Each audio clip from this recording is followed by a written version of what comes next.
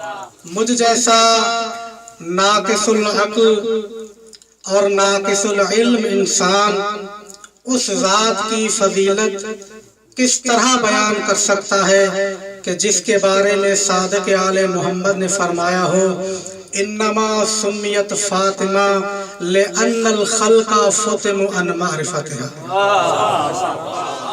میں اس فاطمہ کی فضیلت بیان کر سکتا ہوں جس کے بارے میں نبی نے فرمایا ما رضیت حتی رضیت فاطمہ، میں اس وقت تک راضی نہیں ہوتا جب تک فاطمہ راضی نہ ہو۔ یعنی اگر نبی کو راضی کرنا چاہتے ہو تو پہلے فاطمہ کو راضی کرو، یا جملہ بدل کر وہ جملہ کہوں جو آپ کے اذہان میں مانوس ہے، یعنی اگر تم رضی اللہ بننا چاہتے ہو تو پہلے فاطمہ کو راضی کرو۔ کیوں؟ اس لیے کہ اللہ راضی ہوتا ہے فاطمہ کی رضا سے، نبی راضی ہوتا ہے فاطمہ کی رضا سے، بیٹیاں دے کر رشتہ داری بڑھانے سے نہیں۔ فاطمہ کی فضیلت بیان کر سکتا ہوں جس کے بارے میں امی عائشہ فرماتی ہے ما رأیت احدا کان اصدق لہجۃ من فاطمہ۔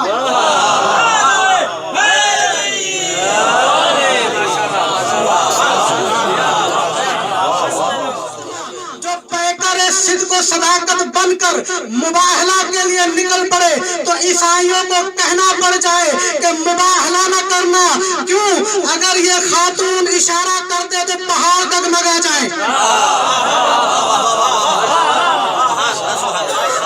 مباہلہ کے لیے نکلی تو اللہ نے آیت بھیجی فمن حاجک فیہ من بعد ما جاءک من العلم فقل تعالوا ندعو ابناءنا وابناءکم ونساءنا ونساءکم وانفسنا وانفسکم ثم نبتہل فنجعل لعنت اللہ علی الکاذبین۔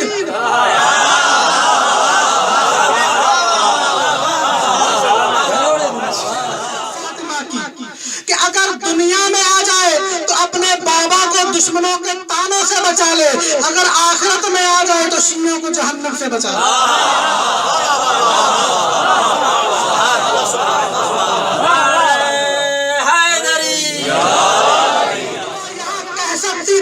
کہ جو تیسرے دن آیا تھا وہ مسلمان نہیں تھا، بھوک بھی نہ قابل برداشت تھی، لیکن فاطمہ کہہ سکتی تھی کہ جاؤ ہم مسلمانوں کو دیا کرتے ہیں، تم کافر ہو ہم کافروں کو نہیں دیتے، تم جا کے کہیں اور سے لے لو۔